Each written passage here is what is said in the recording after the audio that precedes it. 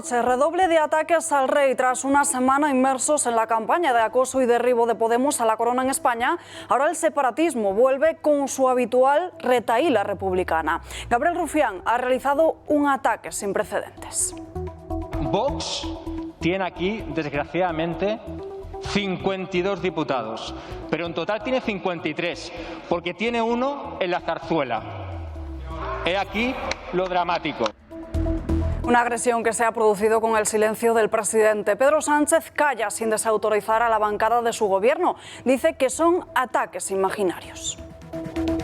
Pues aparte de insultar, señoría, usted se inventa amenazas ficticias. Nunca antes había cobrado tanto valor eso de quien calla otorga, y Pedro Sánchez, con su silencio, es partícipe de ese ataque a la Casa Real.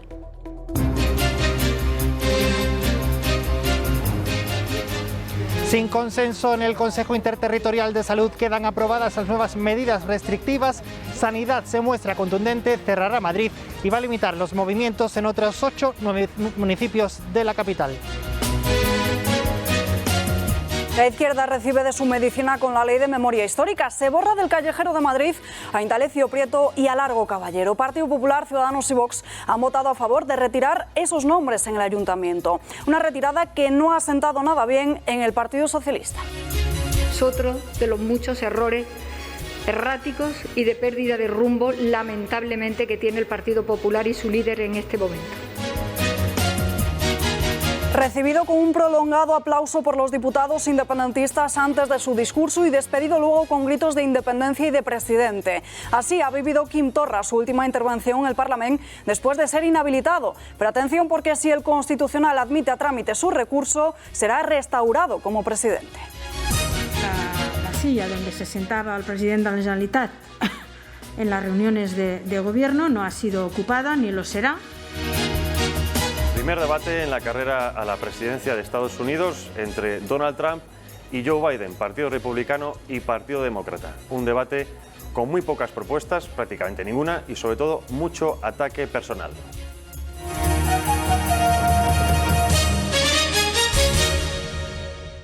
Jaque mate de Moncloa. Isabel Díaz Ayuso. Sanidad toma el mando y obliga a la Comunidad de Madrid a restringir las zonas con más contagio. Capital y otras ciudades deberán aplicar las limitaciones a todo el territorio. Alberto Soto, golpe encima de la mesa tras la reunión del Consejo Interterritorial. Muy buenas noches. Sí, buenas noches. El ministro de Sanidad, Salvador Illa, se ha mostrado muy contundente en esta decisión. Dice que se debe aplicar en la Comunidad de Madrid, aunque su presidenta Isabel Díaz Ayuso no esté conforme. Sanidad impone de manera contundente el cierre en la capital. Ahora ya tenemos una orden que se va a publicar en el Boletín Oficial del Estado en los próximos días, que es fruto de una decisión colegiada y que se tiene que hacer efectiva por parte de las comunidades autónomas. Y ya insiste en doblegar la curva y no entiende la marcha atrás que ha llevado a cabo el Consejo de Salud de la Comunidad de Madrid, porque dice ayer se llegó a un principio de acuerdo, algo que dice no entienden ni él desde Sanidad ni los madrileños. El 43,7% de los nuevos positivos que se suman al total de España pertenecen a esta comunidad. Nuevas medidas, nuevas restricciones que se van a entrar en vigor en apenas unos días y que afectan a 9 municipios de la capital. Según los datos de que disponemos, afectaría a 10 municipios, son los municipios de Alcalá de Henares, Alcobendas, Alcorcón, Fuenlabrada, Getafe, Leganés, Madrid, Móstoles, Parla y Torrejón de Ardoz. Reducciones de aforos en las reuniones personales de máximo 6 personas, reducciones en horarios y también en aforos en comercios y en hostelería. 3 criterios para sanidad son los primordiales: más de 500 positivos por cada 100.000 habitantes, el 10% de las pruebas PCR positivas y una ocupación en la UCI que supere el 35%. Un acuerdo que, como decimos, se va a publicar en los próximos días y que ya desde la Comunidad de Madrid han mostrado su desacuerdo. Por eso han votado en contra. No han sido la única comunidad. Han reprochado también desde Sanidad ese voto en contra de la Comunidad de Madrid. De momento ese cierre queda impuesto en la capital y en el resto de municipios.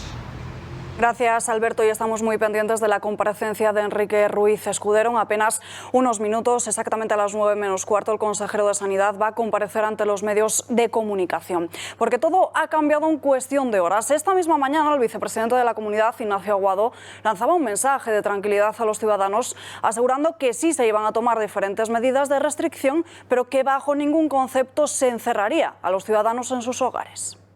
Que no se va a volver a encerrar a los ciudadanos en sus casas. Eso no va a pasar. Lo que sí que se va a hacer es restringir la movilidad innecesaria, la que no es imprescindible.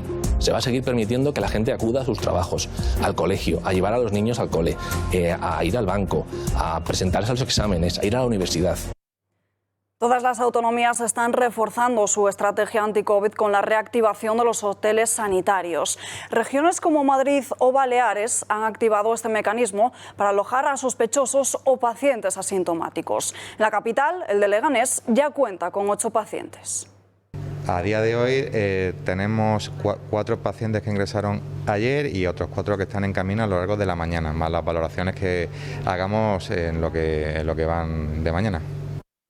El primer pueblo de Andalucía que se confina por segunda vez es Casariche. El encierro llega después de que casi un 5% de la población se haya infectado. Serán 14 los días en los que va a estar prohibida la entrada y salida al municipio, a excepción de los casos de fuerza mayor de asistencia sanitaria, asistencia a centros educativos, renovación de permisos, gestiones bancarias o notariales. Ya se han realizado pruebas PCR masivas. Hacienda levanta la disciplina fiscal hasta 2021 y permite a los ayuntamientos gastar sus remanentes de forma extraordinaria en plena segunda ola. La ministra María Jesús Montero lo ha anunciado, señalando también que para todos aquellos consistorios que no cuenten con estos sobrantes se va a buscar una solución. Efectivamente, la suspensión de las reglas fiscales va a permitir que los ayuntamientos puedan utilizar sus remanentes sin límite respecto al déficit. Y esto significa que todas aquellas entidades locales que tienen en este momento un volumen de recursos en las cuentas bancarias van a poder utilizarlo. Los ayuntamientos podrán usarlo sin límites. Es algo que se está negociando con los grupos parlamentarios y no con la Federación de Municipios Alcaldes. A pesar de esto, su presidente Abel Caballero celebra la liberación de estos remanentes.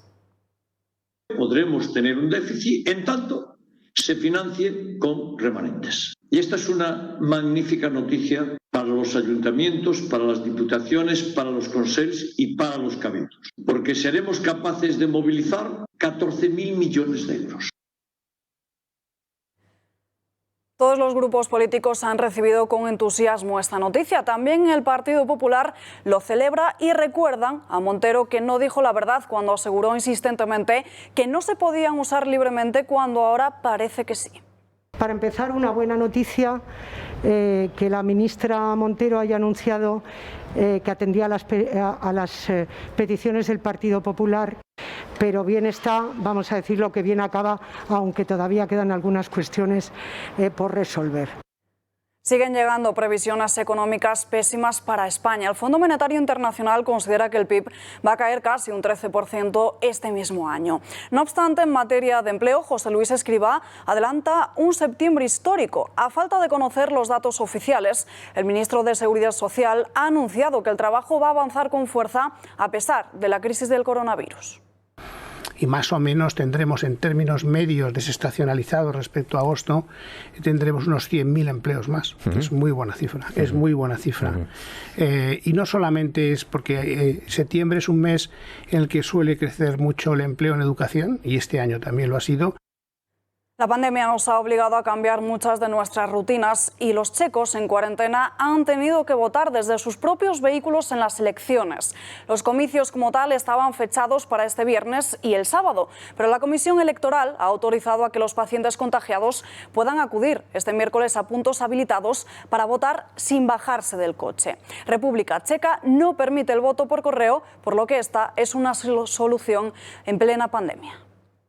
Vox tiene aquí, desgraciadamente, 52 diputados, pero en total tiene 53, porque tiene uno en la zarzuela. He aquí lo dramático. Silencio, por favor. Silencio. Y señores y señoras. Pido silencio, de la derecha, por favor. De la extrema derecha. Pido silencio. Tienen razón. A Felipe VI le votó un español. Es este, Francisco Franco. Tenía unos 10 años él, un poco joven. Cálmense, que es muy pronto. Nunca se había visto tal ataque al rey Felipe en el Congreso de los Diputados, tal y como hizo la semana pasada el vicepresidente Pablo Iglesias. Gabriel Rufián ha puesto en cuestión la neutralidad política del monarca. Y Meritxell Batet ha realizado una airada defensa a estos ataques. Partido Popular y Ciudadanos anuncian una queja contra la presidenta de la Cámara Baja.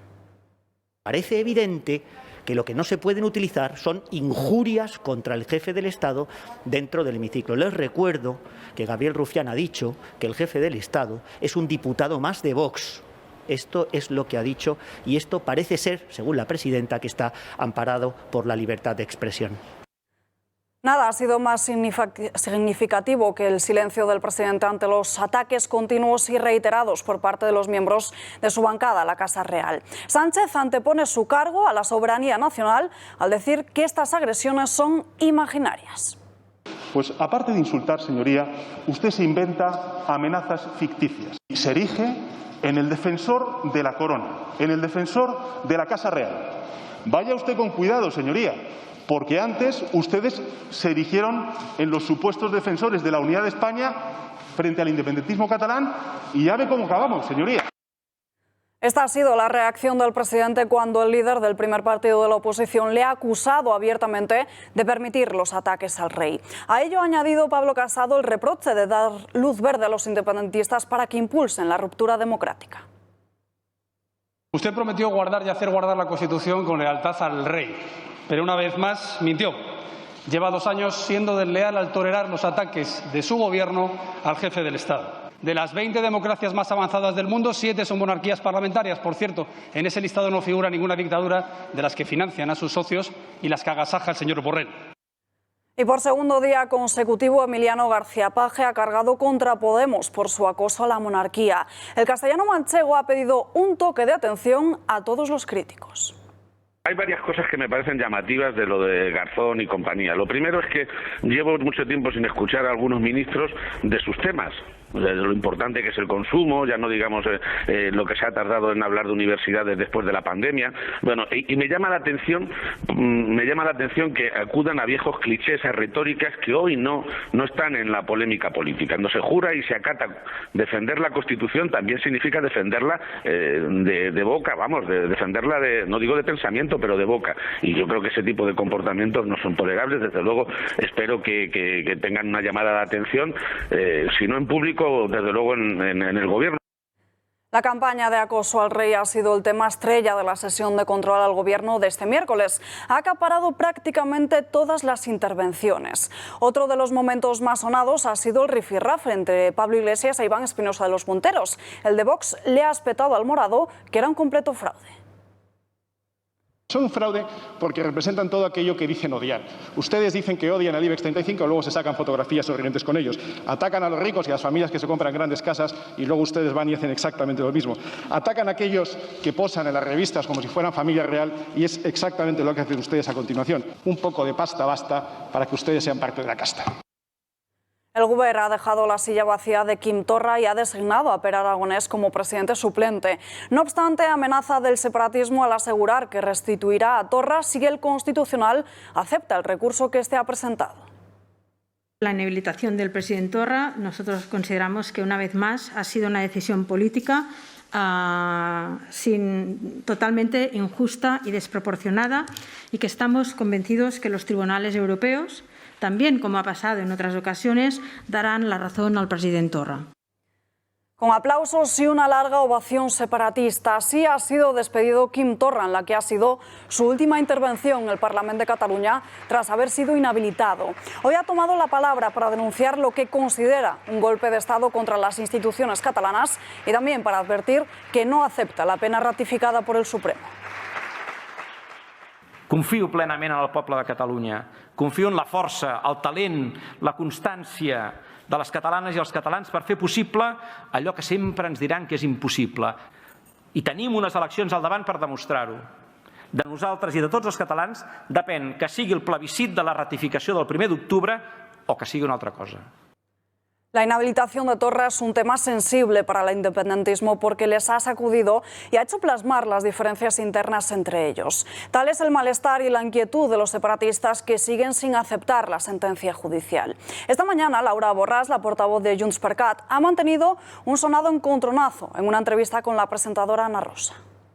Utiliza eufemismos. Con la salida de Torra se van a convocar elecciones. No ha sido una salida, ha sido una inhabilitación, ha sido un golpe. A Torra lo han echado por incumplir las leyes. Hay muchos juristas que dicen que él desobedeció manteniendo una pancarta, pero no hubo desobediencia. ¿Está en su despacho hoy o no? No, ahora mismo está en la presó de Lledoners, en la cárcel de Lledoners, visitando a los presos políticos. Pues eso. Tras los ataques del gobierno social comunista al mundo de la judicatura, el Consejo del Poder Judicial reparte las vacantes en el Supremo.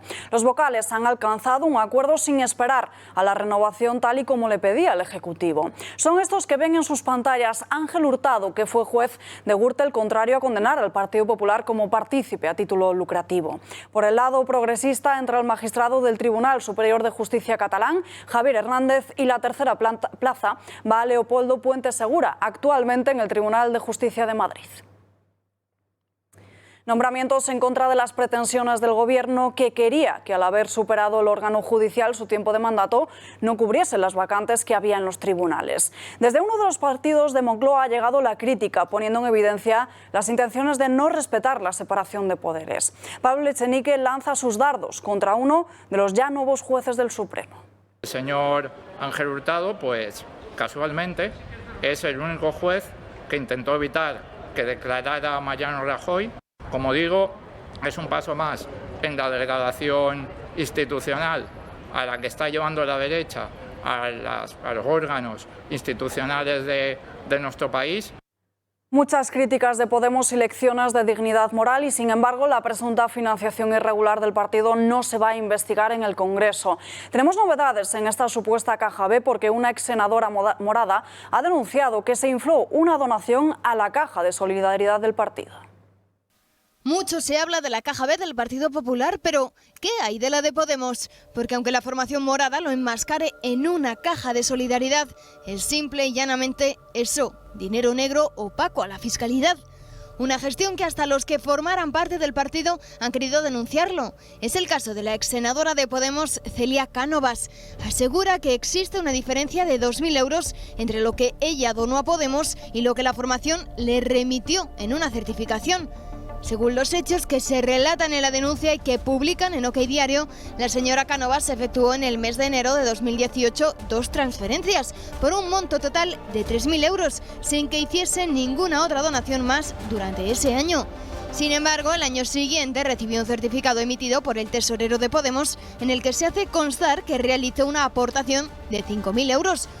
Una incongruencia de importes que hace sospechar a la senadora de un supuesto delito de blanqueo de capitales. Unas fuertes acusaciones a las que la propia Celia Cánovas ha querido darles respuesta.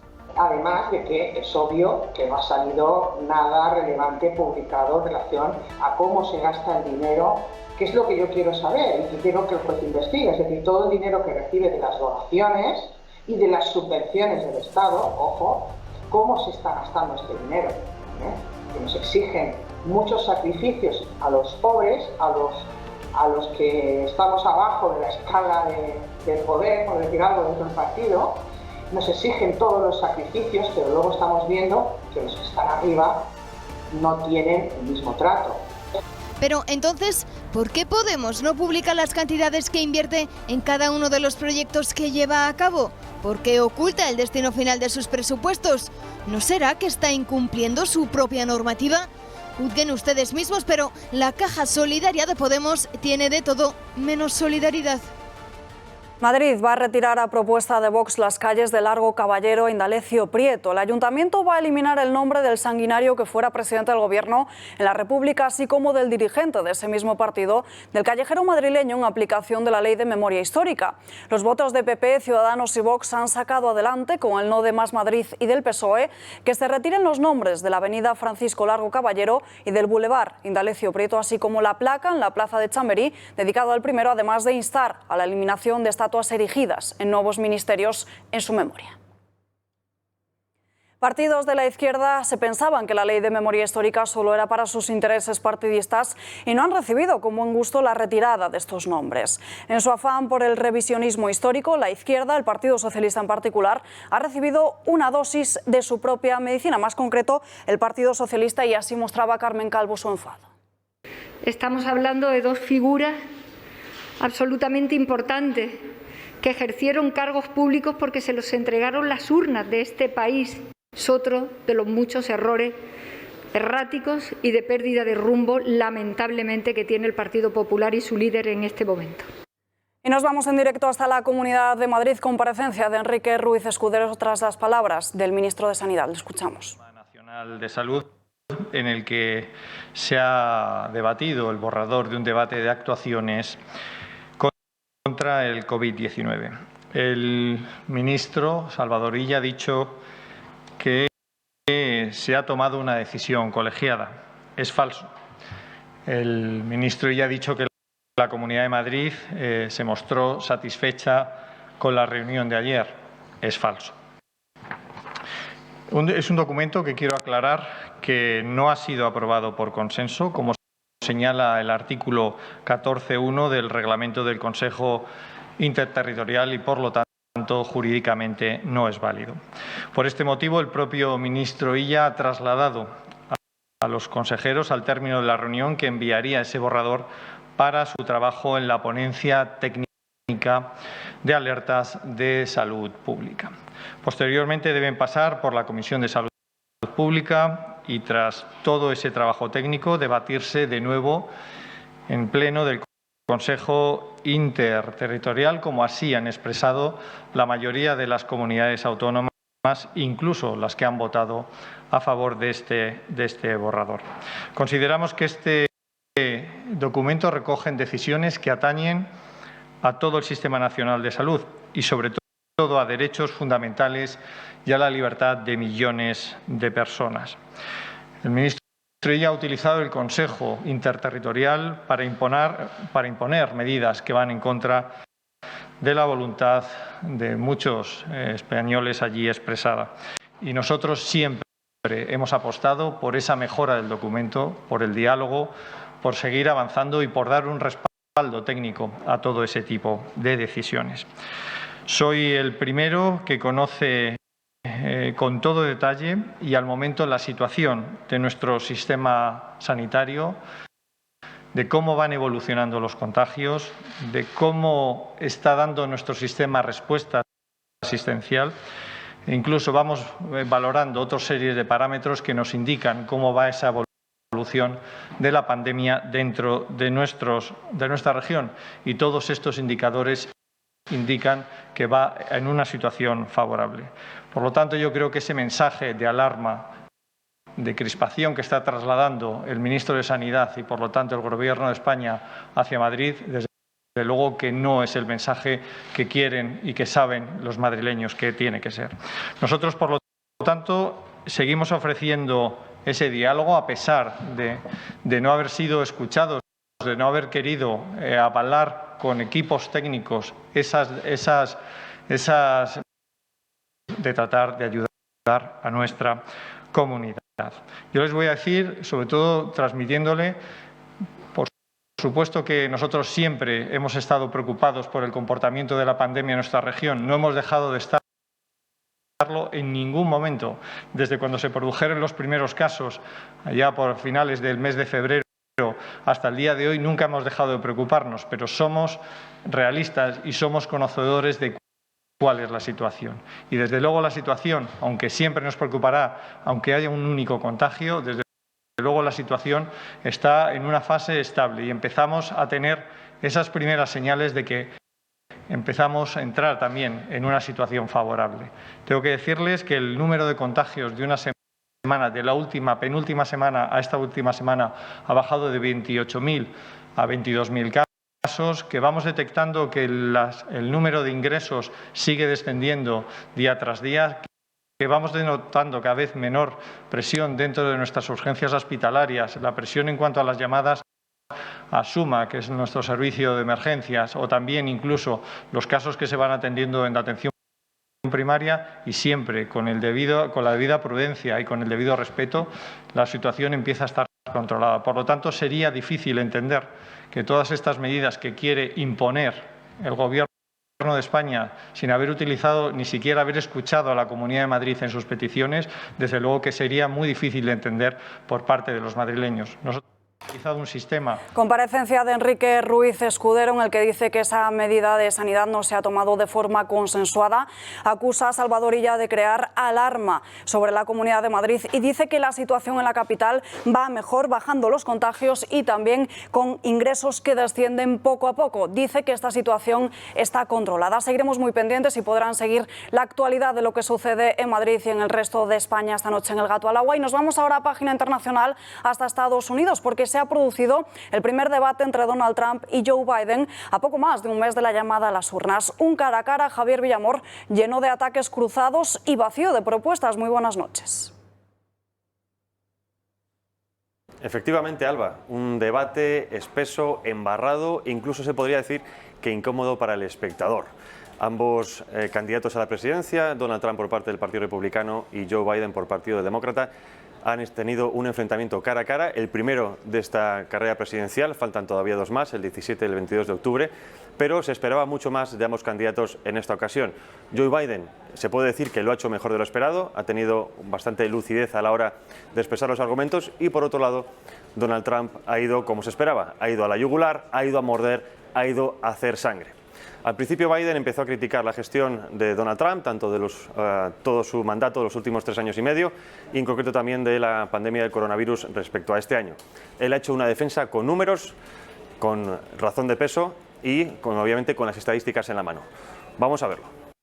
Construimos la mejor economía en la historia. La cerramos debido a la plaga de China. Cuando la plaga llegó acá, la cerramos, que fue muy difícil psicológicamente hacer esto. Él no pensaba que debíamos de cerrarla y estaba equivocado. De nuevo, millones de personas ahora hubieran estado muertas. En vez de 204.000 personas, una persona es demasiado ya. Nunca debió haber ocurrido de China esto. Pero lo que ocurrió es que la cerramos y ahora estamos reabriendo.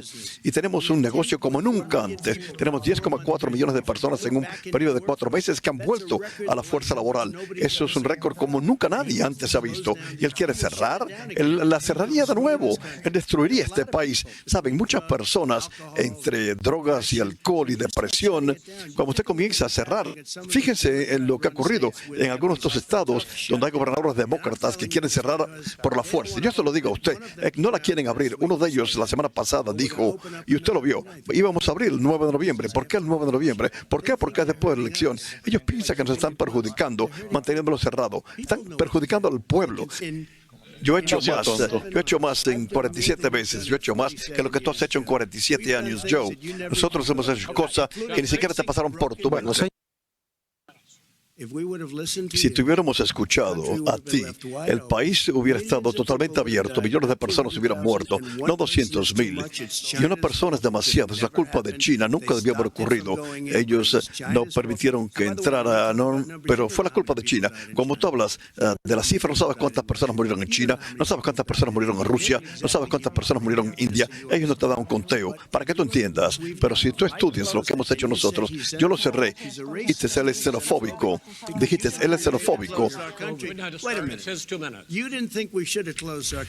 no pensabas que debíamos haber cerrado nuestro país porque tú pensabas que era demasiado, pensabas que era horrible. Tú no lo hubieras cerrado por 2 meses más, al haciéndolo yo con antelación. De hecho, el doctor Fauci dijo, el presidente Trump salvó millares de vidas. Muchos de sus gobernadores demócratas dijeron, el presidente Trump hizo un trabajo fenomenal. Trabajamos con los gobernadores. Así, fíjate. Los gobernadores dijeron que hizo un trabajo fenomenal. La mayoría de ellos lo dijeron. De hecho, las personas que no estaban totalmente de mi parte dijeron eso. El presidente Trump hizo un trabajo fenomenal. Hasta aquí las noticias. Gracias y muy buenas noches.